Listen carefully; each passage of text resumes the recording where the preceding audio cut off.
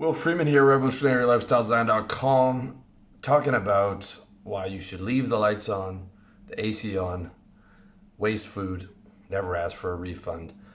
To start, I'm not talking about abusing the environment. I'm talking about, I recycle, I take care of the environment, I take care of where I live.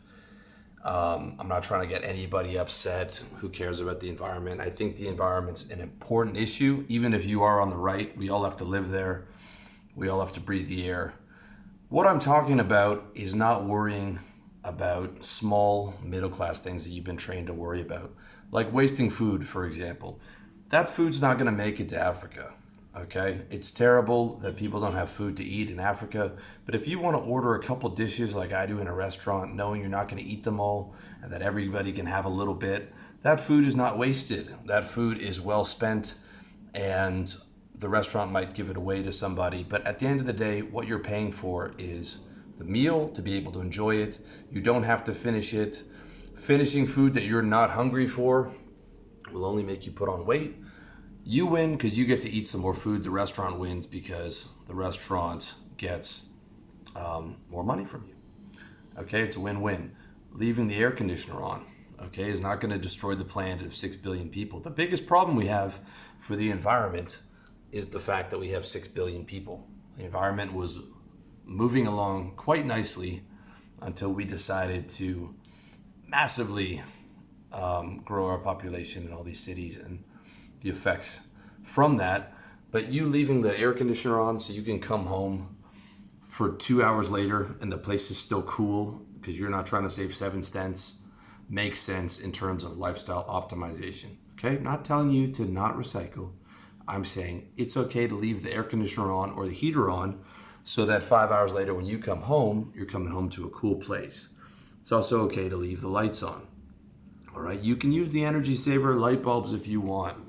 Okay, if you're trying to be good to the environment, but at the end of the day, it's like, leave the lights on. You don't have to, if you're going to the other room, you don't have to turn the light off, man. It's not gonna destroy your bank account. If it does, you got a much bigger problem. Same reason for asking for a refund. I took refunds off my books a while ago. My conversion rates didn't change at all because ultimately, I noticed everybody who asked for a refund was asking for it for like a day later, and I'm thinking like, that book takes like 30 days to get through. How could they know that it didn't work? Well, they weren't using it, and they didn't value their time. Just like if I buy a T-shirt or I buy 5 and I don't like them, the size is wrong, I'll just throw them out because literally, it's cost me more money to go down to the store to get a refund than it does to do work. My hourly rate is higher than the $30 I spent on the T-shirt or whatever it is. And asking for refunds, trying to negotiate a cheaper cab price. Like I was traveling through Thailand. I'm in Eastern Europe now. The cab prices are nothing. Sometimes at the airport they're going to charge you a bit more. I don't even care. Just get me in the cab. I'm not even, whatever the price is, I'll pay it. Same thing with, you can buy some stuff at the night markets there. Sure, you could haggle off another 20%. But I have a rule that I don't negotiate on anything less than $1,000. So I'll negotiate on rent for like a long-term contract, which you can do in these parts of the world when you're dealing with an individual. If you're in North America and you're dealing with a property management company, that might not be the case, but I might negotiate on rent. Sometimes I'll overpay. Like I knowingly overpaid for this place because I just wanted to keep it on Airbnb. I just did a 6-month Airbnb, whatever it cost me I probably could have saved $150 a month. Doesn't even matter. Okay, all that time goes towards building the business, working on the business, so that I can do things like that and not worry. Okay. Also, it's so significant for your mentality. Like if you're worrying about that stuff, your worries are small. Like you're always going to have problems, but I want you to have big problems, like what to do with all the money you're making. I have a young client right now who's 21, who's, we've been coaching for maybe 7 or 8 months. He's literally having that problem. Reinvest his money back, save it, put it back in the business. He's got a lot of physical cash coming in. I want you to have bigger problems, not, worrying about saving $17 on your light bill.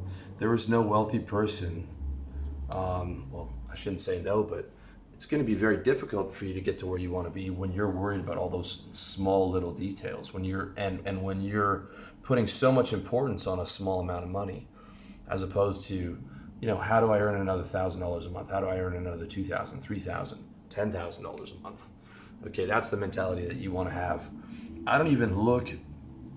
I don't even turn off like monthly subscriptions for little things that I pick up along the way. $10 here, $10 there. I might not use Netflix for $10, for a month, but I keep that subscription on. I don't even worry about it.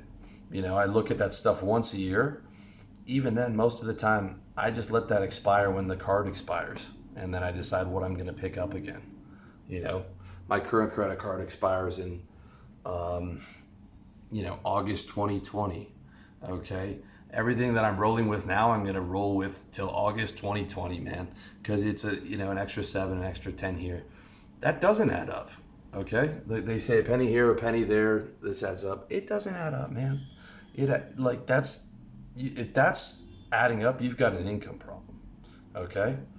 Now that's not to say if you're dirt broke like I've been at some points in my life, every dollar discount. Okay, fair enough. But I'm saying as you start to escalate, right, it's a sign of strength to let all these small little areas go so you can focus on getting that money in, man. Being able to go to a restaurant like it, I surprised some guys that hung out with me because I would order like 3 or 4 dishes of food. I would order a beer, a Coke, a water, a chocolate milkshake, and I'm gonna have little bits of all that, and I'm living in second world countries or in East Asia. So I've arbitraged, my lifestyle and my income, so it's easy for me to afford to do that stuff, right? That's the lifestyle that I was buying, to not worry about that stuff, to not worry about leaving the lights on. Like, how many times did you get told that as a kid? Or the water, like, don't let the water run, or your parents give you like an hour of AC and that's it, or unplug the TV, all that stuff, right? All that, if you're worried about that, then it shows that you're not confident in your ability to generate wealth. Okay. And you need to have that confidence to be able to generate the wealth, and also to focus on, the problems that come with generating that wealth. What to do with it, how to go get more of it. Not focusing on small problems. Okay, small think is going to keep you small.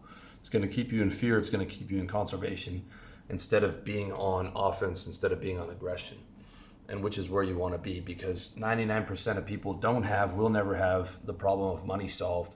It's not fair.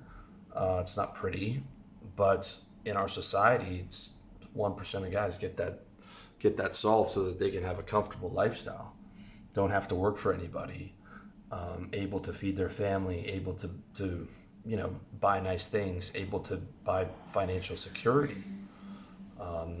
Most people are going to have money problems, and most people think small.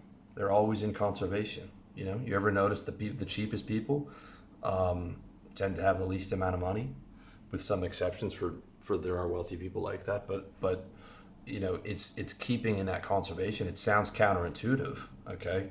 And I'm not saying if you don't have a lot of money, like, yes, you need to be tight on your budget, but the end goal is to get to a point where you don't worry about those things.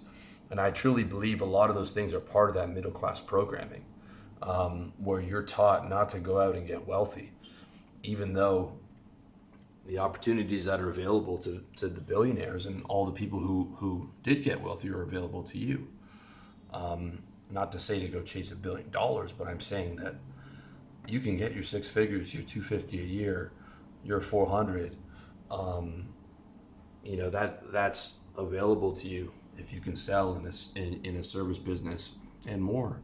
And that's where your focus should be, and focusing on the problems that come with those things, not how long did I leave the lights on for. Okay, that's going to keep you small. So don't stay small. If you want help getting big, revolutionarylifestyledesign.com/coaching. Maybe I can help you, man. And that's it. One quick thing: if you really do want to scale up your income, I recommend learning sales. You can check out my sales book, revolutionarylifestyledesign.com/products, if you are interested. Otherwise, much love to you. Hope you found this well. Remember, I do care about the environment. This is not an excuse or some type of reason not to care about the environment. I live there, you live there. It's just the mentality that I'm trying to convey to you about big think and not small think. And big thinking instead of being in that middle class mentality. Much love.